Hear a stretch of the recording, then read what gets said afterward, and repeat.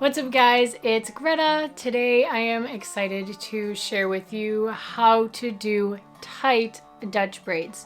So this is double Dutch braids, tight braids. Some people call them cornrows, which basically they are, since cornrows are just small Dutch braids and they're tight. And so we're going to be doing 2 Dutch braids, 2 cornrows. You'd call them jumbo cornrows if you do call them cornrows.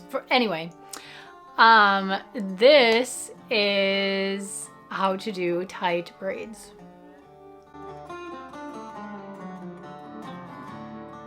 So we're going to start off with a center part, which I have already created. I am using a tail comb here.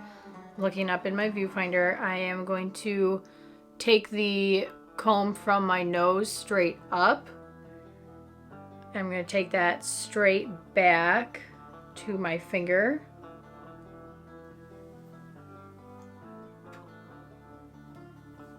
And we'll separate that hair.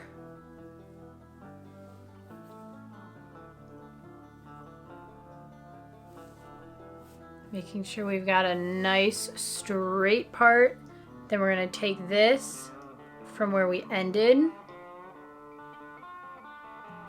and go straight back. And what I like to do is place my thumb in the center of the back of my head so that my comb can follow straight down to my thumb. And then I can pinch that, and I'm grabbing all the hair off that edge of the comb and pulling the other side away. So I have 2 sections. This section I'm going to put into a ponytail, and first we're going to braid this side. I'm going to go ahead and brush out this section, making sure there's no tangles. And typically when you're doing this, you want really clean sections. So if you have longer fingernails, you might be able to do that, or you're going to use your tail comb or the front part of your comb with the teeth. Your arms may get tired because we're going to be working with our arms up in the air. You get used to it eventually, and the better you know how to braid, the quicker this goes, the less your arms get tired, but the stronger they are in the end anyway, so the less they get tired that way as well. So what we're going to do is this arm is going to be up and over on top of my head, and the arm, which is the side of the hair that you're working on, is going to be lower down. So I'm going to take a section here. To keep things nice and tight and clean, it's very important to brush tangles out as you go as needed. Going to section the hair into 3 equal sections, and I like to take my first one out and around, which means the outside one is going underneath. Then the next outside is going underneath. So this is what is a Dutch braid, where you are folding your hairs under instead of over, because over would create a French braid. So now we're going to start taking sections. I like to pinch them. So I place my index finger where I'm going to finish, and I'll use my thumbnail to kind of slice that through and grab that section and pull it tight and keep everything really nice and tight to the scalp. If my hands are all the way up here, this is going to be really loose. So I'm going to get in closer, as close as I can for you guys to see this.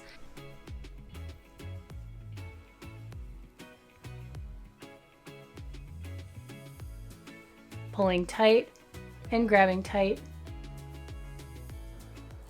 Hey guys, I just wanted to let you know that during this video, I may be speeding through some of the braiding process and then giving some tips and talking through what I'm doing at other points. So stick with me, you'll get the point, you'll understand what I'm doing.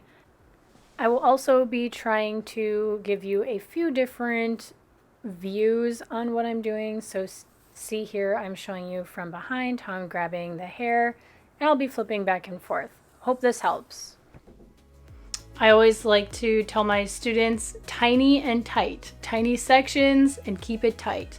And that's how you're gonna create a nice cornrow and nice tight braid. Keeping your sections free of tangles is super helpful. So you can see here, this section has some hair popping out and I want to smooth that out. You can either use your fingers or your combs with that, but make sure this hand stays really tight and close to the head to keep it nice and tight. Tiny and tight, tiny and tight. That's what we're doing here.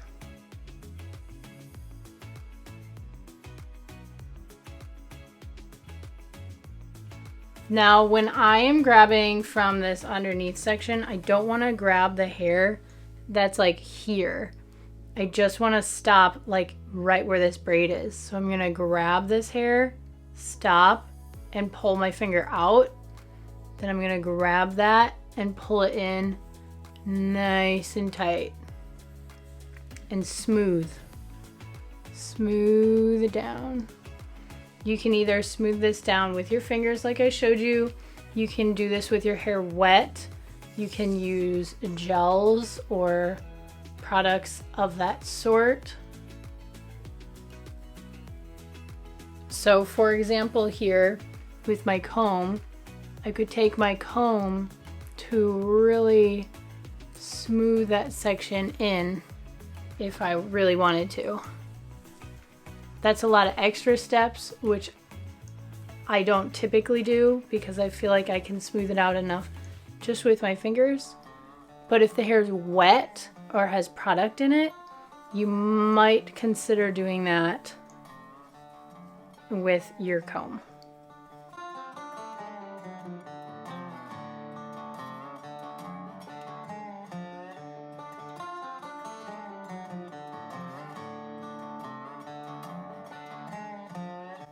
It's important too to make sure this section here, all the way down to the ends, is nice and smooth, because that will end up getting rough looking later on when we're braiding.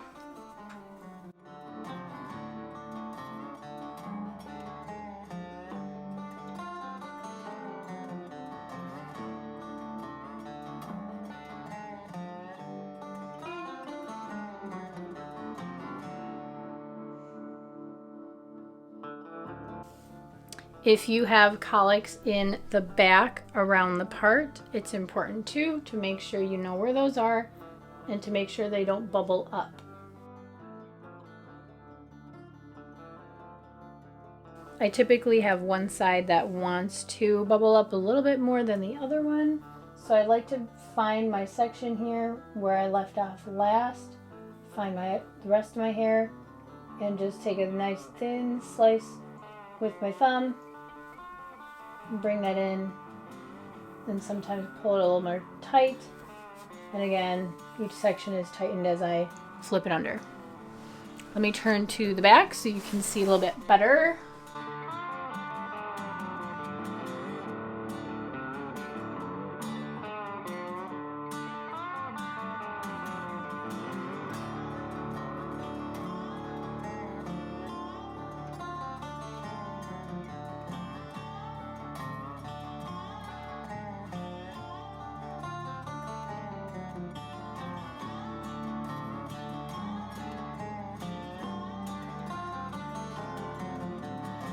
See how my hand is resting on my scalp at all times? This knuckle down here is resting on my scalp. Section, clean it up, pull tight, and flip.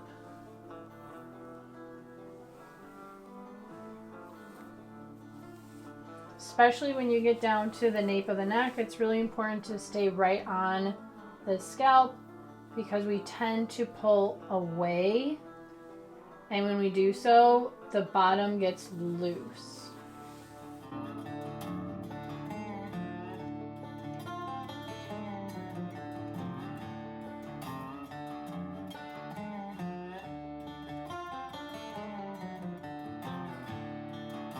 All right, and now each section as we're going down here is going to be tight.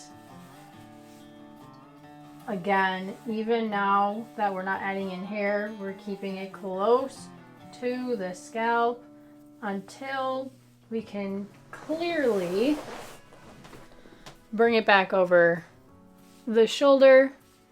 And now, because we flipped it, we're, instead of going backwards, we're coming forwards with our sections, because it's flipped from being braided from behind your head to in front. So now you must adjust.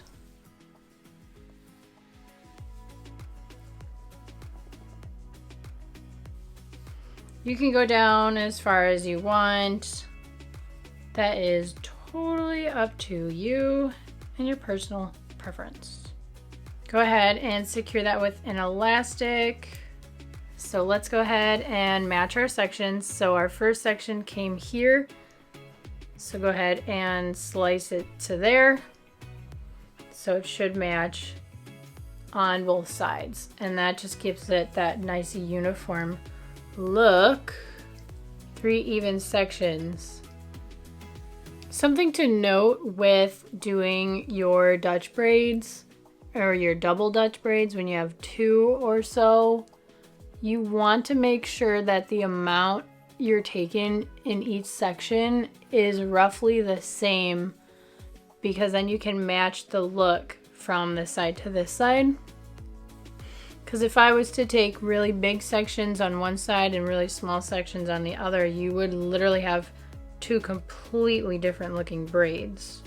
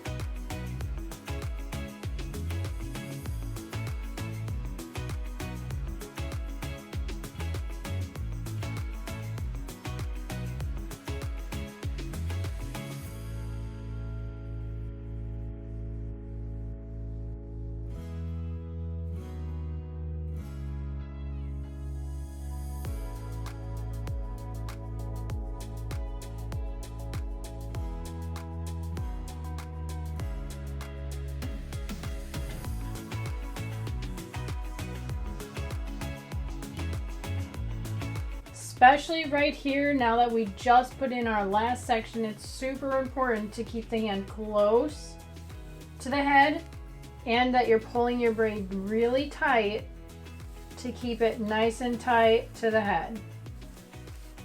When you get down to the bottom here, you could make, if your hair isn't already wet, you could spray it with some water or use some product here to keep the flyaways in. I haven't used any products, no water or anything. Mostly I've done this all with my fingers.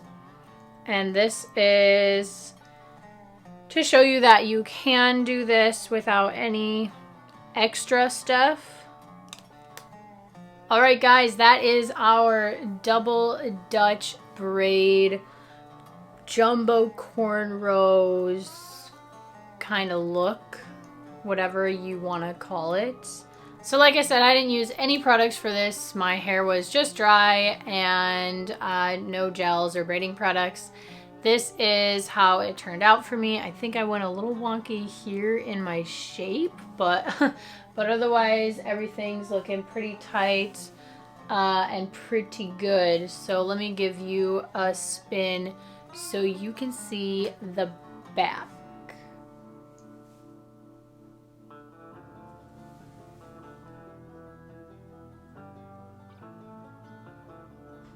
Alright, that concludes this tutorial. I hope you guys enjoyed. If you did, please leave this video a like, subscribe to my channel if you're interested in this kind of stuff. I'm also a cosmetology educator and teach out of the Milady curriculum, so if you're interested in that as well, subscribe to my channel. I'll see you guys in the next video. Bye!